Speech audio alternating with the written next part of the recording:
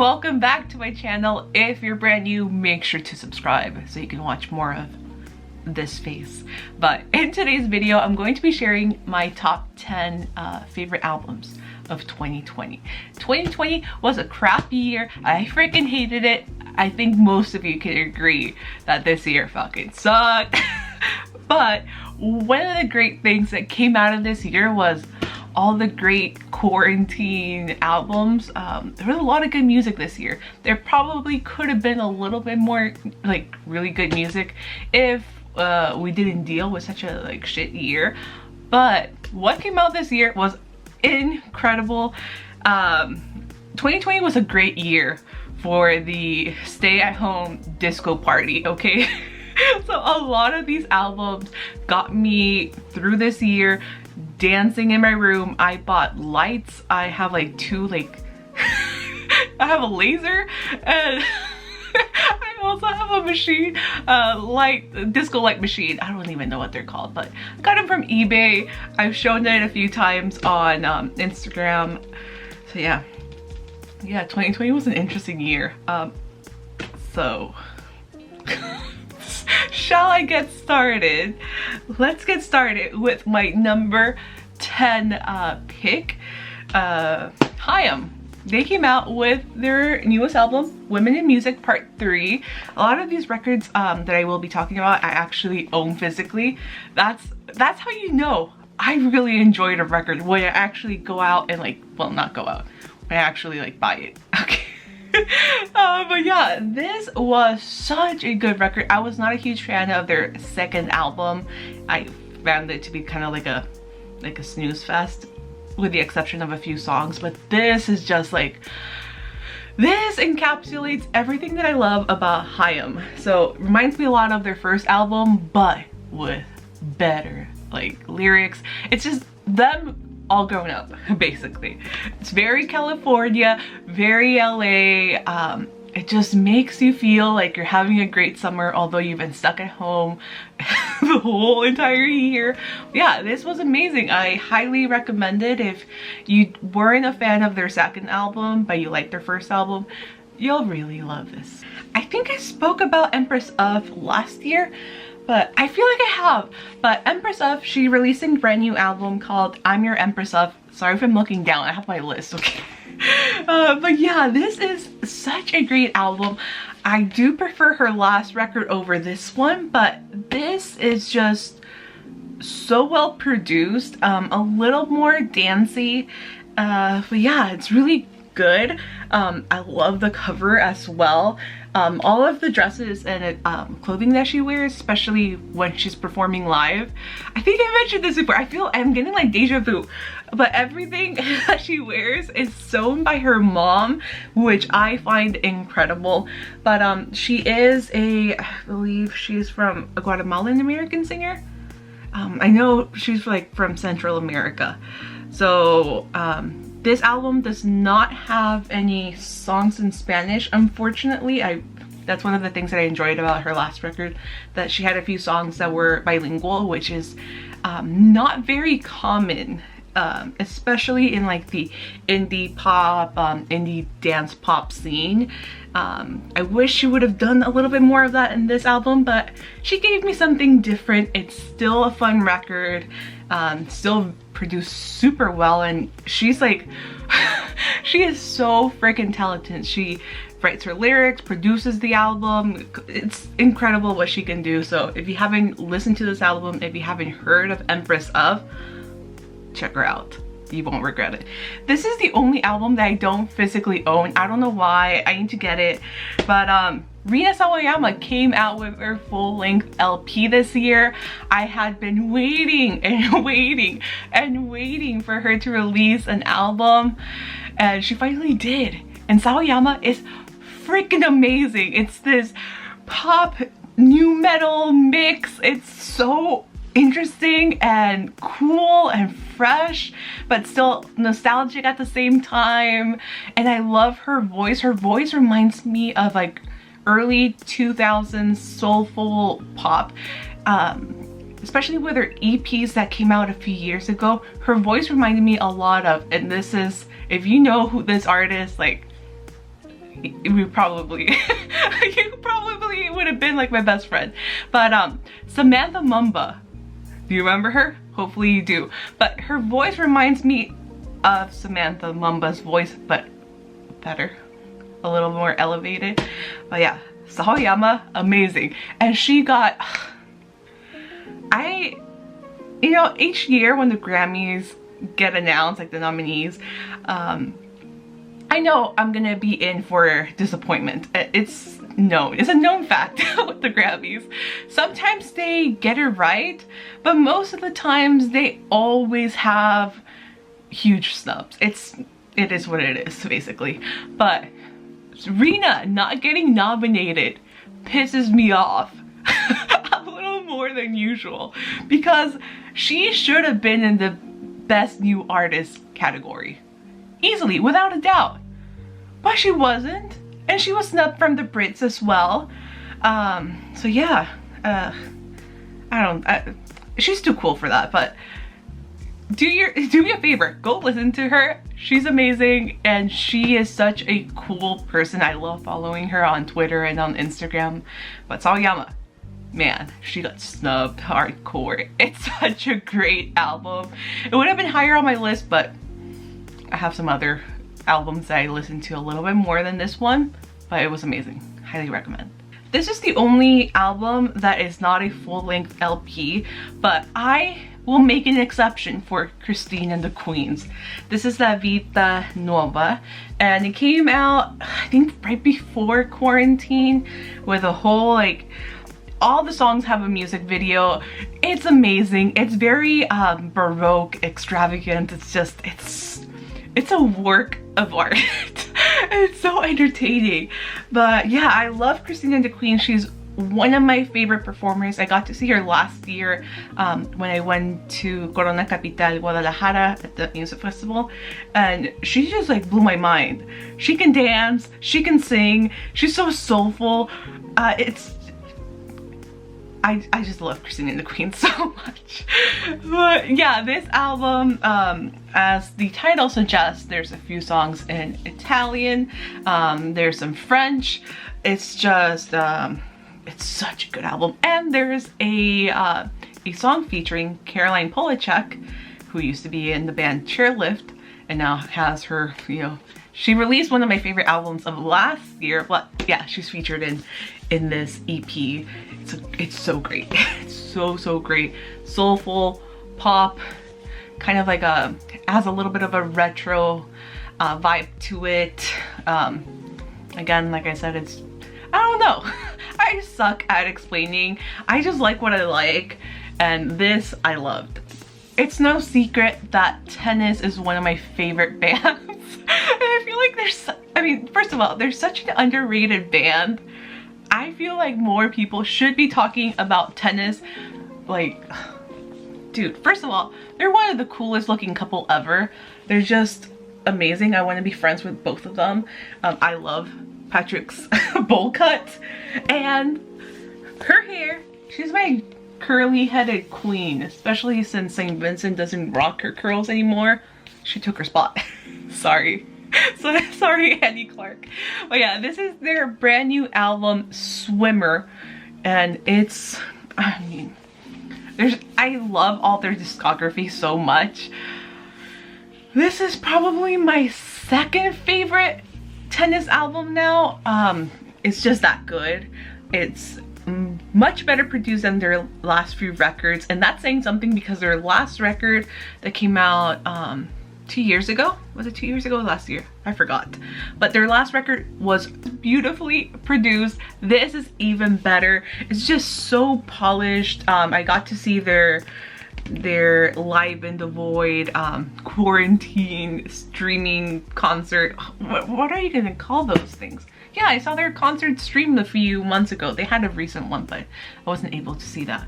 But what I was saying is, I got to see their show streamed with the whole band, and it was incredible. I was supposed to see them in April. Obviously that did not happen. Then it got postponed to next April, and now it got rescheduled to next fall. So hopefully I get to hear the songs from this album live, because what I saw in their streamed concert was incredible.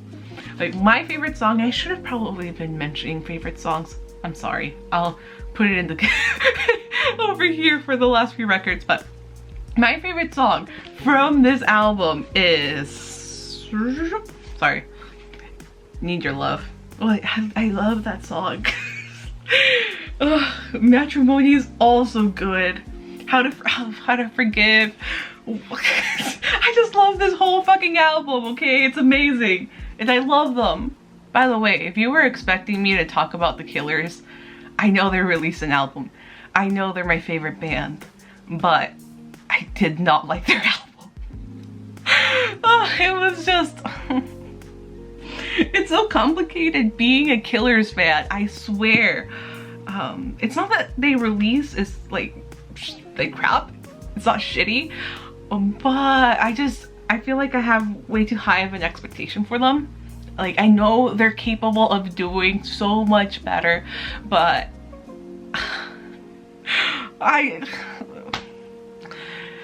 Brandon, come on. Just give me a solo record, please. Because the last two Killers albums have just not been it. But I still love you so much. You're still my favorite band. But yeah, my only kind of like rock album that is in this list, well, there's two-ish, but the first one, The Strokes, The New Abnormal.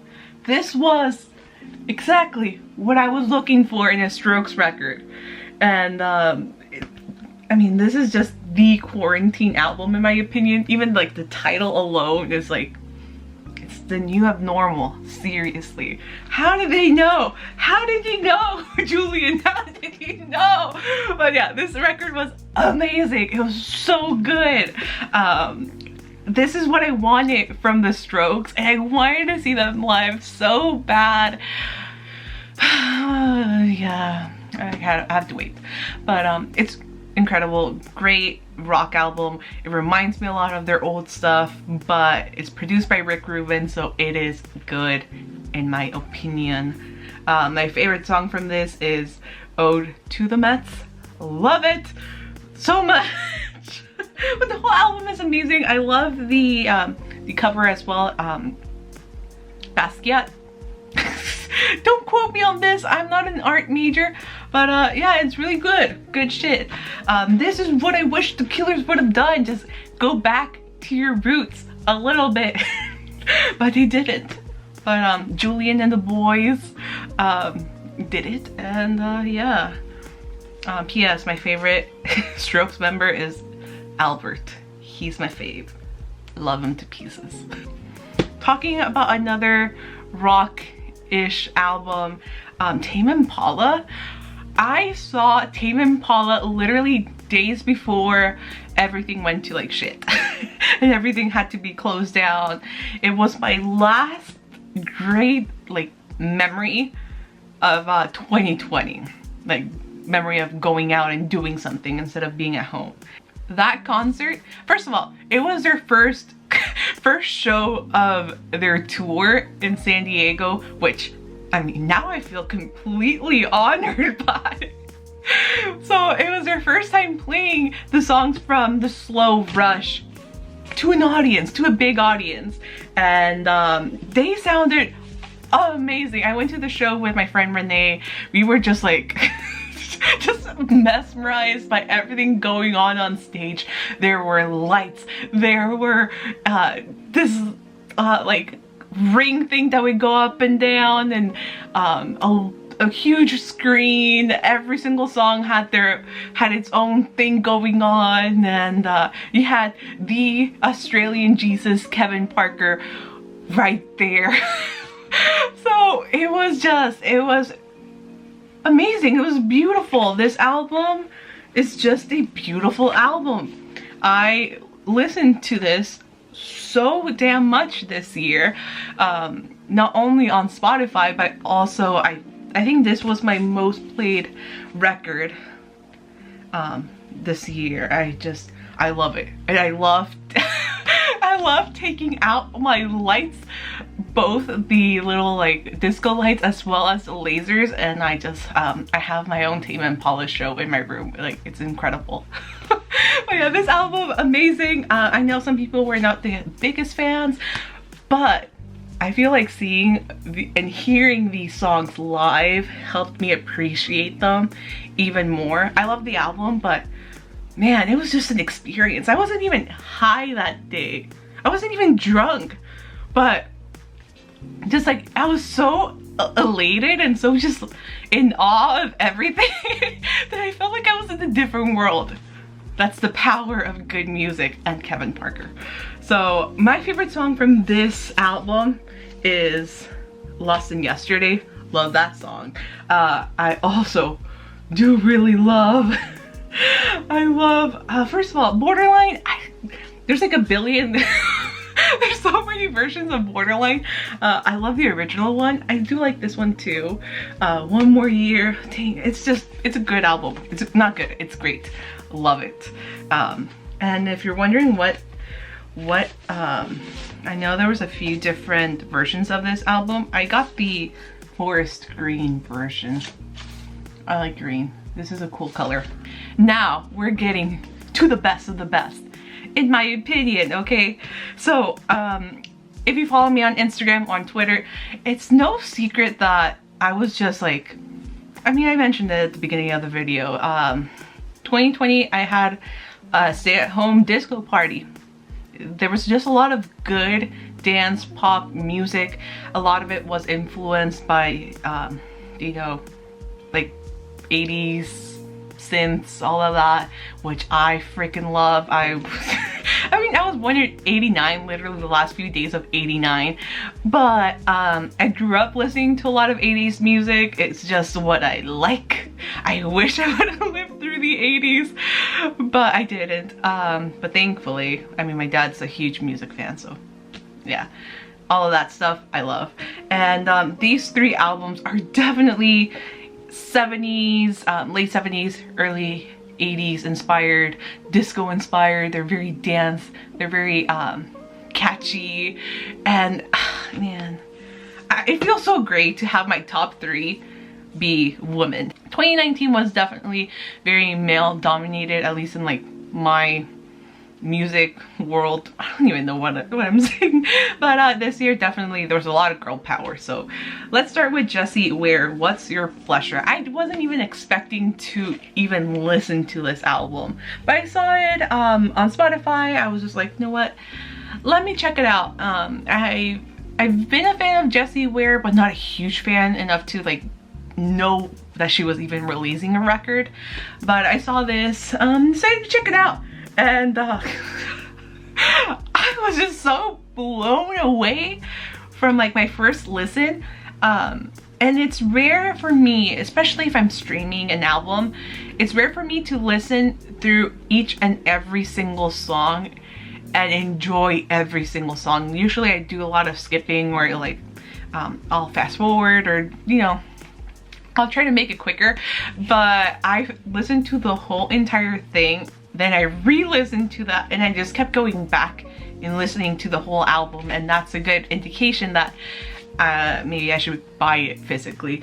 And it's just amazing. It's beautiful, it's catchy, it's it gives me like nostalgia for like early like 80s dance pop, all of that stuff, but it also feels modern and fresh, and her voice sounds so damn good in this album.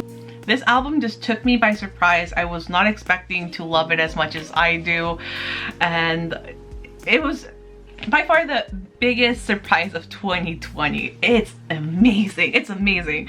My favorite song is Soul Control. It's just so catchy. Soul Control. Dun, dun, dun, dun, dun, dun, dun.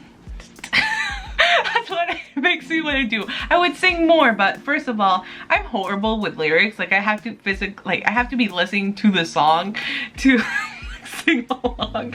And second of all, I have a horrible voice.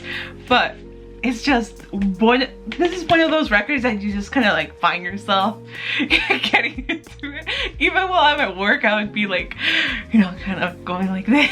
It's just so good. Amazing. Highly recommend. Let's keep this going. Kylie, Disco. Is anyone surprised by this? If you follow me, no, not at all. This is just, first of all, I love Kylie Minogue. She is one of my top like pop queens. It's been a dream of mine to see her live. I hope it happens eventually. I would love to see her in concert. I would probably cry, first of all. And second, I would just probably make a friend nearby. Someone who just loves her as much as I do. But this is just, this is 70s. This is definitely very 70s inspired. It's so good. It's so good. I also did buy a ticket to see her Infinity Disco experience thing, and it was just, it was an experience. It was so good. It makes me want to, like, as soon as things go back to normal, if I can find a nightclub that has like that disco floor, like the lights, I want to go. And please make a Kylie Minogue night, because I want to dance to all of these songs. I'm a horrible dancer, but I would not care. I would just, you know, maybe drink something and kind of forget about how shy of a person I am. But this album just makes you want to like dance and go to a disco. It's another good album if you have like lights and lasers. My favorite song from this album is, without a doubt, Real Groove. Real Groove was probably my favorite song of the whole entire year. It's catchy, it's good, it makes me feel so forever alone, but it's okay because at least I can dance. Real groove, real groove. It's just, oh, it's so good, so good. The whole album is so good. Like, there's not a song that I hate. Maybe the one that I dislike a little bit is Monday Blues, but even with that song, I still find myself dancing and singing along to it. So yeah, it's just a happy, awesome dance record. And look at this. It's pretty cool. It's like the color of my hair. Whoa, amazing. Okay, but yeah, Miss Kylie popped off. She released an incredible record. I hope I get to hear these songs live sometime in the future, because I will dance my ass off. Yes. And talking about Kylie, let's segue to my favorite album of the year. She was actually in Dua Lipa's concert Studio 2054, which was also incredible. Everything about Dua Lipa's Studio 2054 was it 2054? 2034. 2054. Was incredible. The outfits, the transitions to the other songs and the other performers. It was easily the best quarantine streamed concert. It was just so damn good. And of course, I have to, Future Nostalgia has to be #1. This came out at the beginning of quarantine. And it's just my favorite album of this year. This is my favorite quarantine album. It is beautiful. I mean, I was such a huge fan of her debut full-length album that got her a Grammy. Amazing. I mean, it wasn't revolutionary, but it was, I feel like, a good introduction to Dua Lipa. Definitely after her first album, like in between albums, that's where I feel like she definitely got more confidence and started discovering what her direction would be. And this is a result of that, and it is beautiful. I could not have asked for a better, like, I couldn't have asked for a better sophomore release from her. This just exceeded all my expectations. It is a beautifully written, a beautifully produced dance pop record. The name suggests everything. I mean, it's futuristic, but also has a lot of inspiration from the past. It's just, I mean, she influenced a lot of the other releases from this year. I feel like it was because of this album that a lot of music, especially pop music that came out this year, sounded a little bit more 80s inspired. So Miss Dua Lipa, thank you for that. But yeah, this album, amazing. Favorite song, Love Again.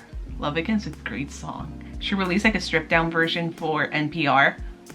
Beautiful. Perfection. But the whole album is amazing. There's also a remix album, which a lot of people hated.